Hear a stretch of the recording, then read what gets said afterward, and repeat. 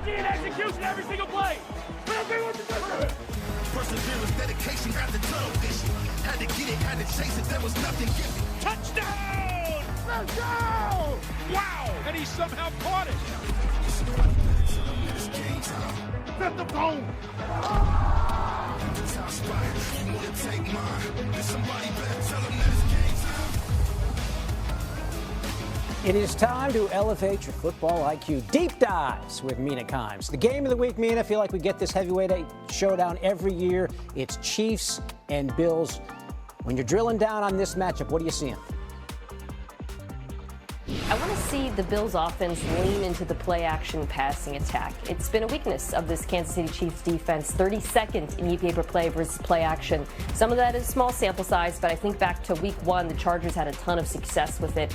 And it's something that I think Buffalo can do really well. They've leaned into putting more big bodies on the field. Their fullback, Reggie Gilliam. In response to that, the Chiefs will put more linebackers on the field, which leaves them vulnerable in coverage. So I think Buffalo can move the ball in Kansas City, both on the ground and through the air, especially if they lean into those play fakes. We've seen the Chiefs with the upper hand in the postseason against Buffalo, but the Bills are 4-1 against them in the regular season, so something to look at there. All right, give us another deep dive you're looking at this week.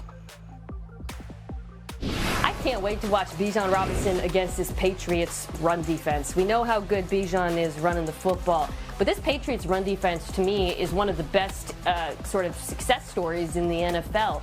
They are allowing 3.5 yards per rush, as you see there. They are 5th league-wide in DVOA against the run in terms of their efficiency. And the biggest impact I've seen thus far has been from their free agent acquisitions, particularly Robert Spillane, the linebacker, who is playing like one of the best run-defending linebackers in football. Just so good at fitting his gaps and tackling. And in front of him, Kairos Tonga has been excellent at the nose. So that's a tough matchup for an Atlanta offense that's been inconsistent, but leans, of course, heavily on Bijan Robinson as the engine that makes it go. Yeah, this has been a historically great rush defense, the Pats. 8 straight games to start the season without allowing a 50-yard rusher. The only team to do so since 1950. So we're going back a ways there. All right, now, in the spirit of Halloween, you're dressed up as Rey from Star Wars. Some NFL players also got dressed up. Let's check them out. We had Drake May at a pediatric cancer patient hospital, dressing up as Dragonite from Pokemon, so getting into. This is Jared Goff. Not only is he dressed up as Remy, he can juggle too, so he's got all sorts of party tricks. This Jets rookie Armand Membu, I can't tell where his body starts and hello, who are you? I don't know. They're all dressed up. It's a contest there for the Jets. So, segue. What is this scary? What's the scariest team in the NFL right now? Oh, it's such a boring answer, but it's been the true one for so long. The Kansas City Chiefs, particularly the offense, though, is one I want to focus on. And I'm tempted to pick Indianapolis because that offense has been outrageous. But right now, the Chiefs' offense is 2nd league-wide in EPA per play. And what's scariest, David, is they just keep improving week after week. Obviously, the return of Rashee Rice has been so instrumental. He's such a weapon for them against zone coverage, which they face a decent amount of. But I do think they're running the football better and will continue to do so as teams start allocating more bodies to coverage. And that Patrick Mahomes guy, he's pretty good, and he's playing unbelievable football right now. You saw him making plays outside of structure last week. He truly can do it all.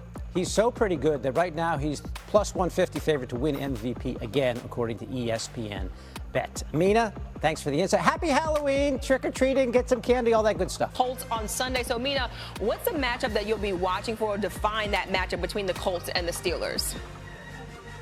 Yeah, I'm looking at Aaron Rodgers versus Lou Anarumo, the Colts defensive coordinator. Rodgers this season loves to throw the ball quick. He's got one of the fastest time to throws in football. Quick game is a huge part of the Steelers' offense. Then they play action outside of that. For Lou Anarumo, I think the challenge is, can he make him hold on to the football? One of the ways he does that is disguise on the back end, simulated pressures on the front end. He is so good at creating confusion, not only for quarterbacks, but also for offensive lines. And my feeling is if he can just make Aaron Rodgers hold to the football a tick longer than he's comfortable, pressure has a chance to get home, and Aaron Rodgers has a chance to make some mistakes. All right, Mina, the Lions have every right to be saying, I am your father, going into Sunday's game against the Vikings as they've won the last 5 against Minnesota. Which matchup will you be watching for in this one?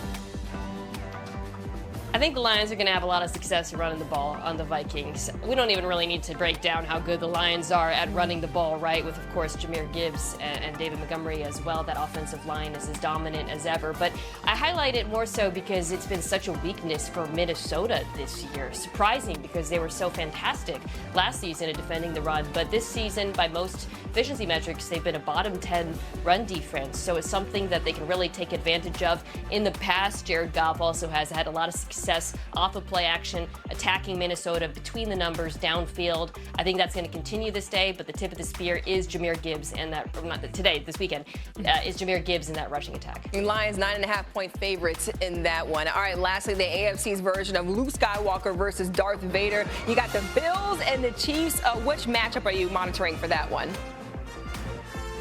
Well, I'm trying to figure out who's Darth Vader. I guess it's the Chiefs, right? So I'll go with Luke Skywalker, who's Josh Allen. Play-action passing attack, I think, has got to be a big part of this Bills offense against Kansas City. Over the last 2 weeks, something Buffalo's done that I found interesting is increase their use of the fullback, Reggie Gilliam, so 2 backs on the field.